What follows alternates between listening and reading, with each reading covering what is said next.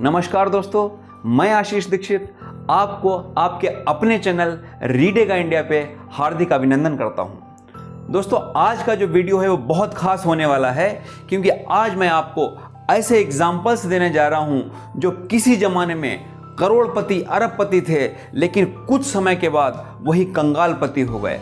ऐसा क्या था जो उन्होंने नहीं किया? ऐसा क्या नहीं था जो उन्हें करना चाहिए था वो किया?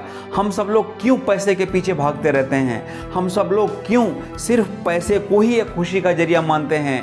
अपनी वेल्थ को सिर्फ पैसे से काउंट करते हैं? क्यों हमारा जो स्वास्थ्य है, हमारे रिलेशन हैं, उनको हम बाद में लाते हैं? बहुत सारी ऐसी चीज़ें हैं। तो चलिए आज का वीडियो शुरू करते हैं।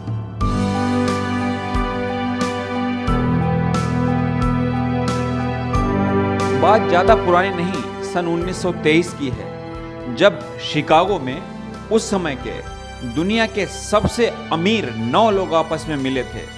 शायद ये वही लोग थे जिनसे बेहतर कोई नहीं जानता था कि पैसा कैसे कमाया जाता है। उन सभी 9 लोगों का अगर पैसा जोड़ दिया जाता तो उस समय की यूएस की जो जीडीपी थी उससे भी ज़्यादा था। उस मीटिंग के ठीक 25 साल बाद उन 9 लोगों के साथ क्या हुआ मालूम है आपको? नहीं?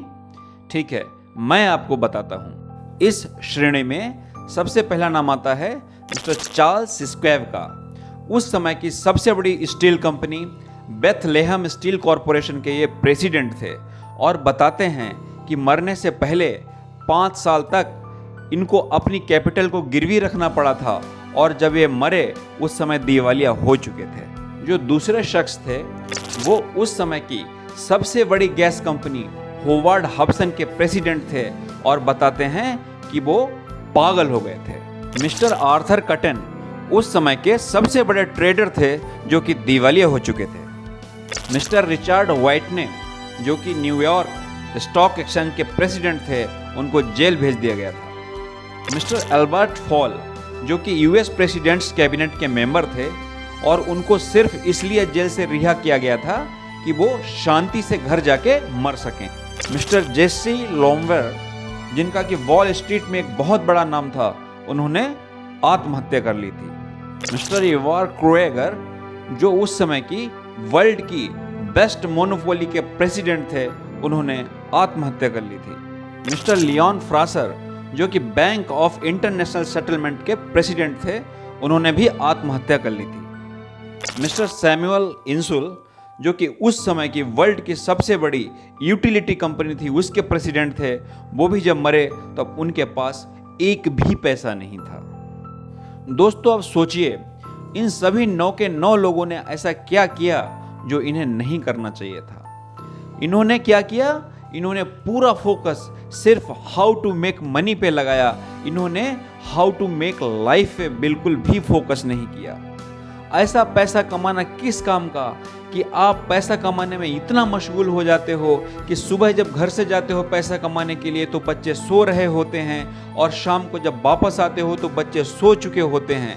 और वही जब आप 15-20 साल के बाद सोचते हो कि अब मैंने पैसा कमा लिया और बच्चों के साथ लाइफ बिताऊंगा, उस समय आपके बच्चे उनके खुद के इतने सपने होते हैं, उनको पूरा करने के लिए निकल गए होते हैं और आपके हाथ में कुछ नहीं आता है। दोस्तों, हमें इस चीज़ को समझना पड़ेगा कि पैसा खुद में बुरा नहीं है। अगर हम भूखे हैं तो वो हमें खाना खिलाता है, अगर हम बीमार हैं तो वो मेरा इलाज कराता है, अगर हमें कपड़ों की ज़रूरत है तो पैसे के द्वारा हमारे कपड़े आ जाएंगे। इन शॉर्ट, जो पैसे हैं ना, वो सिर्फ as a exchange of goods के रूप में ही यूज करे जाने चाहिए। वो हमारे दिलो दिमाग पे हावी नहीं होना चाहिए। हमारे आज के यूथ को एक्चुअल में 2 तरीके की शिक्षा की ज़रूरत है। एक शिक्षा जो हमें सिखाए कि पैसा कैसे कमाते हैं, और दूसरी शिक्षा जो हमें सिखाए कि पैसा कमाने के साथ साथ हम जिंदगी कैसे जिएं। पैसा एक सच्चाई है, आज की ज़रूरत है, इस बात को इनकार नहीं किया जा सकता, लेकिन पैसे को पैसे की तरह ही ट्रीट किया जाना चाहिए। पैसा अगर हमारे दिलो दिमाग पे घर कर गया तो हमारी लाइफ का, हमारी ज़िंदगी का विनाश होना सुनिश्चित है। तो दोस्तों, कैसा लगा मेरा वीडियो? उम्मीद है पसंद आया होगा।